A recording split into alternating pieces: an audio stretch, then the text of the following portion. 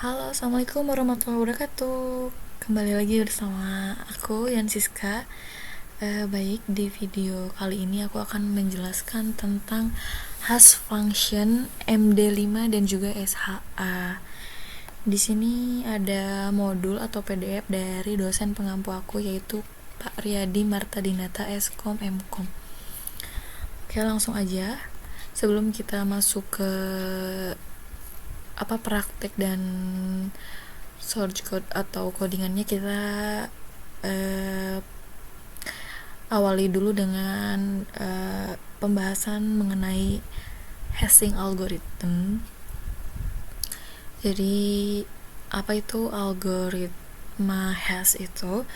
Nah, di sini dijelaskan algoritma hash ini disebut juga sebagai algoritma intisari pesan, digunakan untuk menghasilkan intisari pesan khusus untuk pesan acak. Nah, dan algoritma hashing ini diklaim juga sebagai elemen penting dalam bidang kriptografi dan praktek keamanan. Hashing memiliki properti satu arah, dan karena properti inilah mereka dianggap memiliki peran yang besar dalam memberikan integritas pesan dan penyampaian kata sandi. Oke, intro dari algoritma hashing itu seperti itu. Baiklah, kita langsung aja. Di sini ada MD5. Hash MD5 diperkenalkan oleh Profesor Ronaldi L. Rivers dan merupakan bagian dari kriptografi modern. Algoritma hash MD5 ini adalah fungsi hash searah dengan nilai hash senilai 128 bit. Oke,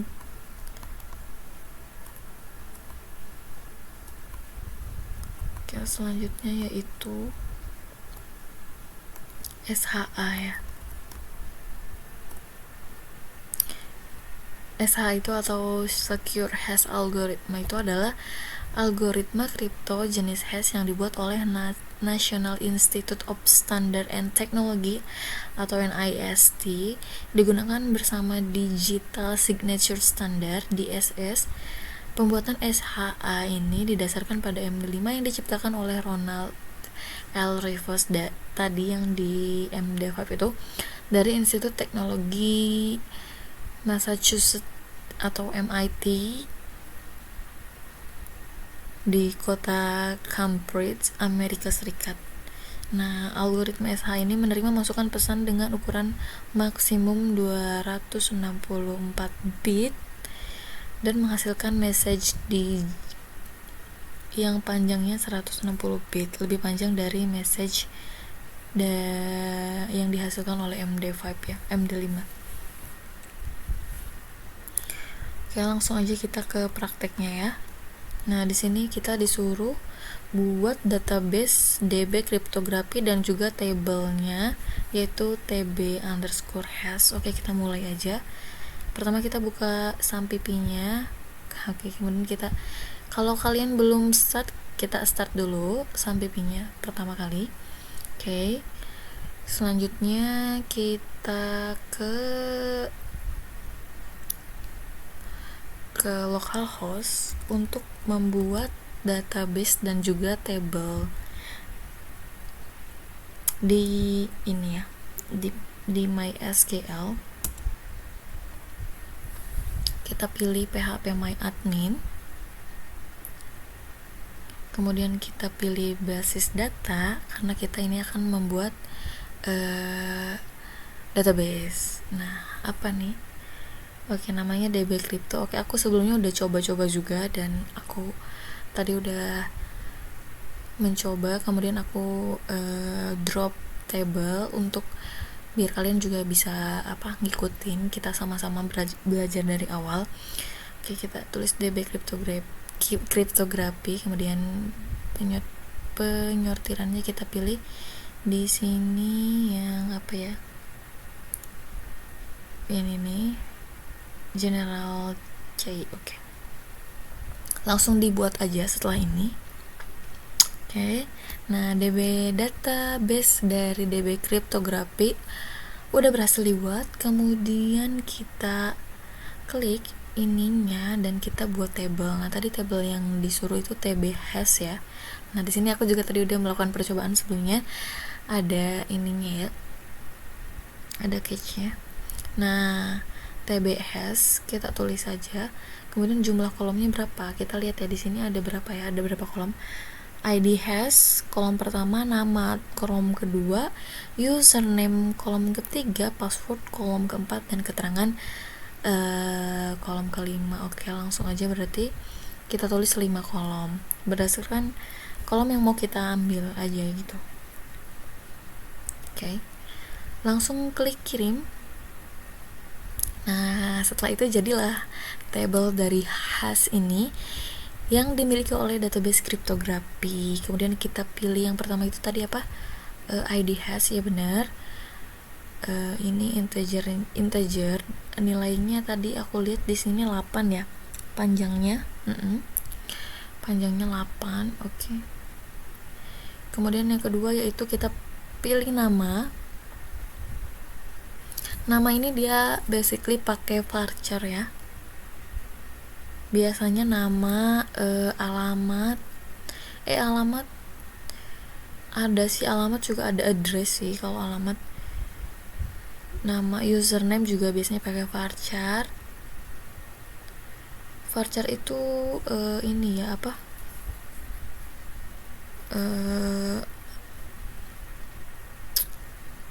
Gabungan antara huruf dan angka.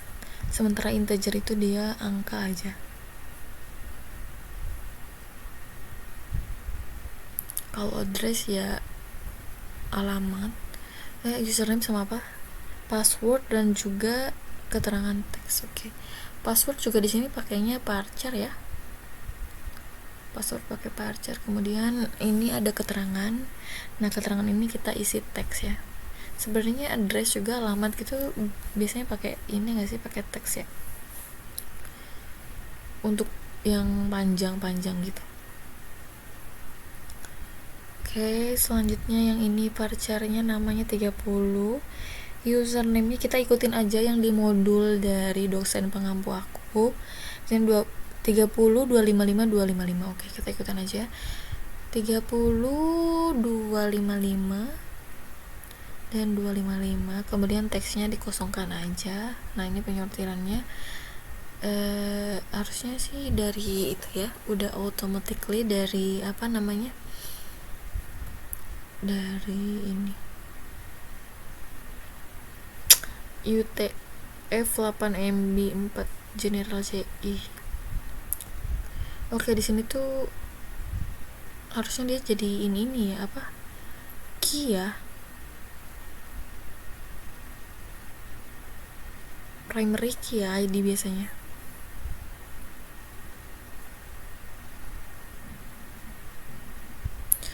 Oke, lanjut dulu ke sini, kita tulis, kita pilih UT General CI. Sama di sini juga ya, samain semuanya. Padahal tadi kita di penyortiran udah pilih ini ya, cuma dia nggak masuk ke sini. Apa kita tulis lagi aja, General CI, kita tulis lagi.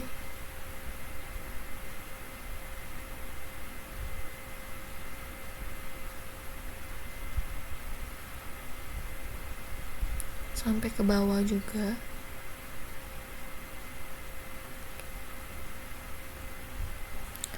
Oke, ntar dulu kita mau lihat ini cara ke samping itu.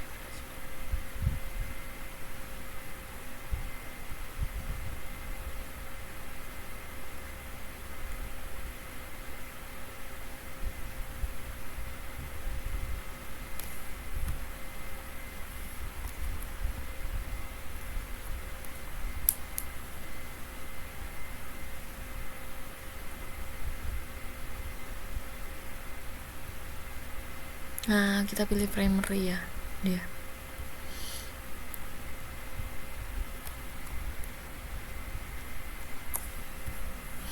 Oke, setelah itu langsung pilih simpen. Nah, akhirnya table has berhasil kita bikin. Namun di sini datanya masih kosong ya, karena memang belum ada data apapun di sini. Oke, langsung aja. Langkah selanjutnya itu kita harus memiliki tiga buah file PHP. Yang pertama yaitu hasDB, hash database-nya yang nanti akan masuk ke database. Apa yang kita input nanti outputnya masuk ke database. Yang kedua yaitu koneksi. Fungsi koneksi ini adalah untuk mengkoneksikan dari ini pakai framework kode Igniter ya, sepertinya dari framework itu mau dikoneksikan ke database-nya atau ke MySQL itu dengan cara melakukan koneksi. Dimana-mana juga pasti harus ya, mau itu membuat apapun itu, kalau intinya mau dibuat database itu pasti harus ada koneksi seperti itu. Nah, di sini juga kita bikin koneksi buat nanti dia agar mau ngelink ke database-nya gitu. Apa yang kita tulis tuh bisa ngelink ke database-nya. Kemudian di sini login database. Di sini kita akan menguji coba apakah codingan kita yang MD5 dan hash itu masuk atau enggak ke database. Kemudian di database dari data yang ada di database ini kita masukkan ke login gitu, apakah dia working atau enggak, seperti itu. Nah, buat kalian teman-teman yang mau source code-nya tinggal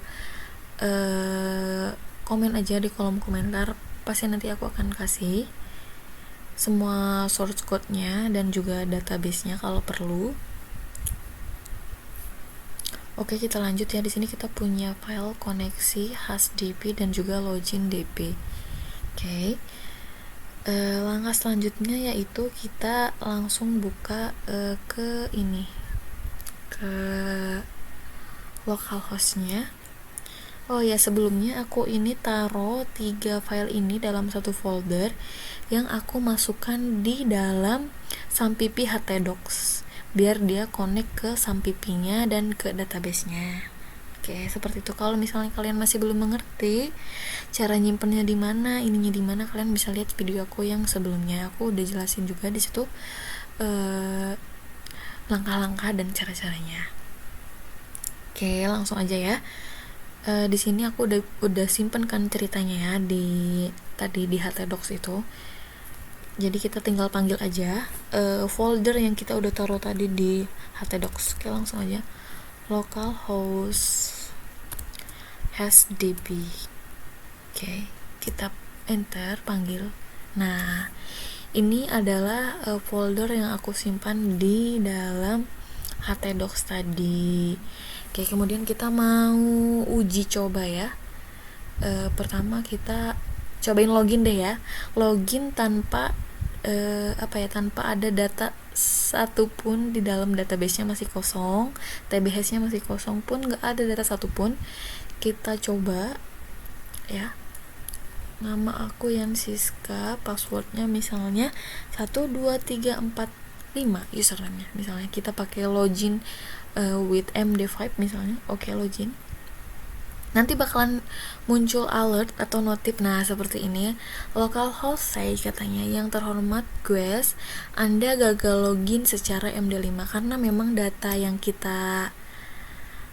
aku tadi yang aku tulis Yansis_K ini tuh emang nggak masuk ke dalam database atau belum diisi. Jadi dia belum bisa login, seperti itu. Sama mau kita pakai SHA juga sama aja, cobain.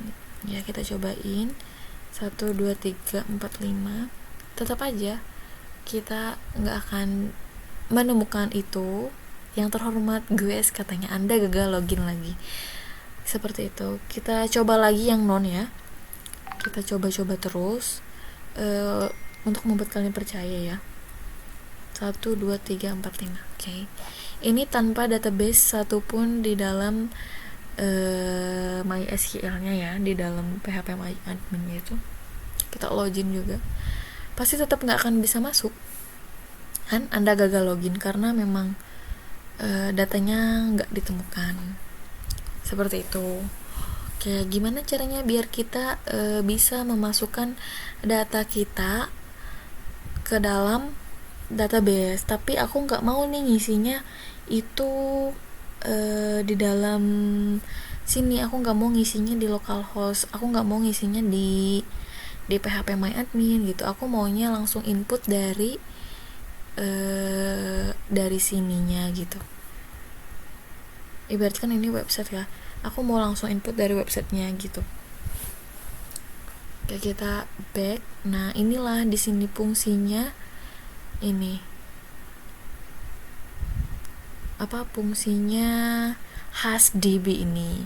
Jadi HashDB ini untuk kita apa namanya? Ya, uji coba, uji show hash dan uji kita apa CRUD lah ya ibaratnya ya. Kalau kalian sering apa ya namanya? Ini pasti tahu ya CRUD, create, update, delete gitu. Nah, ini di sini di HashDB ini kita bisa create, update, delete atau memasukkan data yang nantinya akan connect ke database yang kita bikin di PHP My Admin ini, di MySQL ini Sampipi. Oke, pertama kita mulai. Aku akan masukkan nama aku dulu, nama aku Yansiska, kemudian username-nya aku pakai Yansis_k dan aku pakai passwordnya yaitu 12345. Kita login menggunakan MD5. Ini aku akan samakan aja, mau kita masuk lewat maksudnya mau aku pakai MD5, SHA dan non, itu aku akan memasukkan username, nama dan password yang sama. Oke, langsung aja kita simpan. Nanti datanya akan muncul di sini. Oke, nah data hash Yansiska berhasil disimpan. Oke, kemudian kita akan membuat untuk SHA-nya ya. Nama Yansiska, username Yansis_k, passwordnya 12345. Kita pilih SHA, kemudian simpan. Oke, data berhasil disimpan juga. Klik OK. Nanti dia akan muncul di sini show-nya. Dan kemudian terakhir ini kita akan bikin non ya. Yansiska, username-nya Yansis_k, ininya 12345. Oke. Kita simpan. Nah, data berhasil disimpan juga. Nah, kita lihat perbedaannya di mana antara MD5, SHA dan juga non ini. Nah, kita lihat kan di sini namanya tetap sama, nama yang akan nanti dimunculkan di login itu buat alert ya, nama pribadi yaitu Yansiska. Ini tetap nggak berubah sama sekali dari MD5, SH maupun non, itu nggak berubah sama sekali. Tapi di sini kita lihat username dan passwordnya. Ini dari MD5 itu seperti ini. Tadi yang udah aku jelasin juga di modul. Jadi panjang bitnya si SHA ini lebih panjang daripada si MD5. Nah, mungkin inilah ya kayak gini ya. MD5 tuh lebih pendek, sementara SHA tuh lebih panjang. Nah, bedanya ini ya. Kita beda ya enkripsinya antara MD5 maupun SHA seperti itu. Kemudian di sini ada juga yang non itu tuh bener-bener nampilin teks aslinya, nggak ada apa-apa, nggak ada di enkripsi, nggak ada di apapun, memang pure gitu. Apa yang aku masukin dia muncullah itu gitu. Nah, kayak gini ini kan nama aku yang tadi aku masukin Yansiska, sementara itu username Yansis_k dan kemudian passwordnya adalah 12345. Oke, seperti itu. Nah, kita lihat di localhost-nya seperti apa, apakah dia muncul juga di database-nya, kita lihat di tbhs-nya. Oke, di sini muncul ya, ada 3 file. Yang pertama Yansiska by MD5, kemudian Yansiska juga by SHA, dan kemudian juga ini non gitu. Oke, kita uji coba login ya dengan ketiga data ini. Kan tadi kita udah coba kan sebelumnya, tanpa data yang ada di dalam database tuh dia nggak mau login kan. Coba kita cobain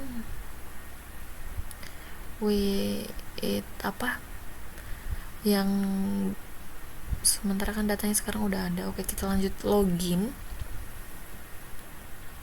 Kemudian kita masukkan ya Yan caps lock semuanya Yansis. Enggak, ini bukan username ya, username itu Yansis_k. Oke. Kemudian passwordnya 12345. Kita coba login menggunakan MD5 dulu. Apa notifnya tadi kan, sorry guys gitu kan, sorry guys Anda belum berhasil. Nah, sementara itu kalau kita udah masukin data dan datanya masuk ke database, maka muncullah alert atau pop-up seperti ini, yang terhormat Dian Siska. Jadi dia ngambil nama kita ya. Tadinya sebelumnya Gues, karena memang tidak ditemukan data apapun, makanya dia by defaultnya Gues, makanya dia Gus. Sementara itu setelah ditemukan data, maka dia berubah namanya jadi Yansiska. Yang terhormat Yansiska, Anda berhasil login secara MD5. Oke, MD5 kita udah berhasil. Kemudian kita tes menggunakan SHA 12345 SHA. Kita coba login. Oke. Nah, berhasil juga kan. Yang terhormat Yansiska, Anda berhasil login secara SHA juga. Oke. Kemudian kita coba login pakai non ya. Yansiska ininya 12345, kemudian pilih non. Login. Oke, berhasil juga. Yang terhormat Yansiska, Anda berhasil login secara non. Oke, kita sudah menjelaskan tentang kriptografi MD5 dan juga hash. Kemudian kita udah coba prakteknya juga. Di sini juga ada koneksi atau ada source code-nya dari koneksi, HashDB, dan juga login database. Dan juga kita udah tadi prakteknya, dan kita membuktikan semuanya bahwa itu tuh berhasil. Alhamdulillah. Dan jadi mungkin hanya itu aja yang dapat aku sampaikan, kurang lebihnya aku mohon maaf. Makasih yang udah nonton video aku dan mampir di channel aku. Makasih banyak. Buat kalian yang mau tanya atau mau minta source code-nya, boleh komen aja di kolom komentar, nanti aku kasih. Oke. Makasih banyak buat teman-teman. Aku tutup. Bila taufiq wal hidayah. Wassalamualaikum warahmatullahi wabarakatuh. See you next video.